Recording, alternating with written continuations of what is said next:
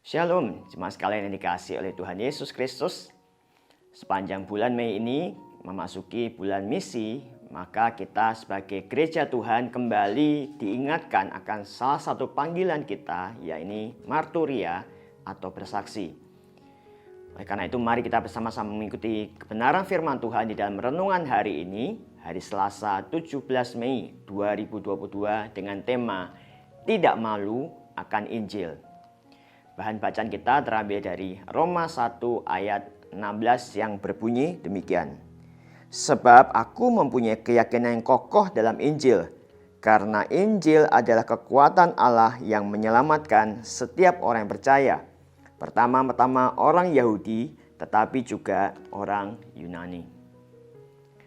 Jemaat sekalian, apa yang ada di dalam pikiran Anda atau perasaan Anda ketika diminta untuk memberitakan Injil? Tentu ada di antara kita yang berkata, oh saya berani, saya pede. Namun ada juga di antara kita yang barangkali merasa malu, bingung harus berkata apa. Atau mungkin kita sudah merasa takut ditolak, takut dimusuhi, takut dianggap sok suci, dan berbagai ketakutan yang lain. Meskipun kita sebagai pengikut Kristus sadar bahwa penginjilan sangatlah penting di dalam pekerjaan Tuhan. Bahkan setiap kita bisa menjadi orang Kristen pun adalah karena buah dari penginjilan. Itulah sebabnya Kristus memberikan amanat agungnya kepada gereja Tuhan untuk menjadikan sekalian bangsa menjadi muridnya. Di dalam Matius 28 ayat 19-20. Namun dalam realita ada banyak hal yang membuat kita lebih memilih untuk diam. Nah, kita bisa belajar dari nasihat Rasul Paulus ini kepada jemaat di Roma yang berkata, sebab aku memiliki keyakinan yang kokoh di dalam Injil. Di dalam versi bahasa Inggris, NIV berkata, for I am not ashamed of the gospel. Dengan kata lain bahwa Rasul Paulus tidak malu untuk memberitakan Injil. Mengapa demikian? Karena Paulus memiliki keyakinan yang kokoh bahwa Injil merupakan kekuatan Allah yang menyelamatkan setiap orang yang percaya. Injil adalah kekuatan Allah, bukan kekuatan kita.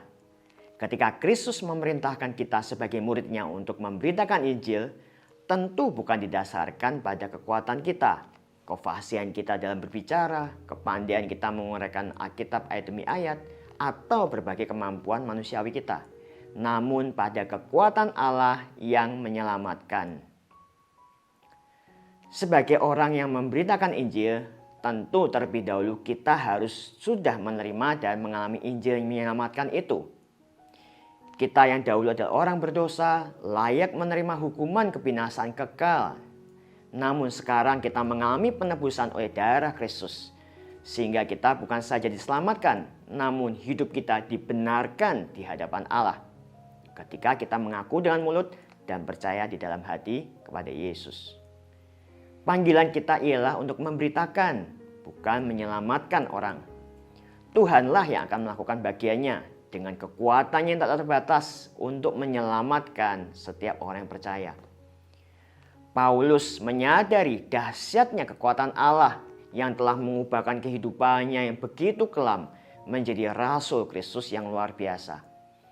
Itulah sebabnya ia begitu yakin akan kekuatan Allah yang juga sanggup mengubahkan hati dan kehidupan banyak orang ketika mereka mau percaya kepada Yesus.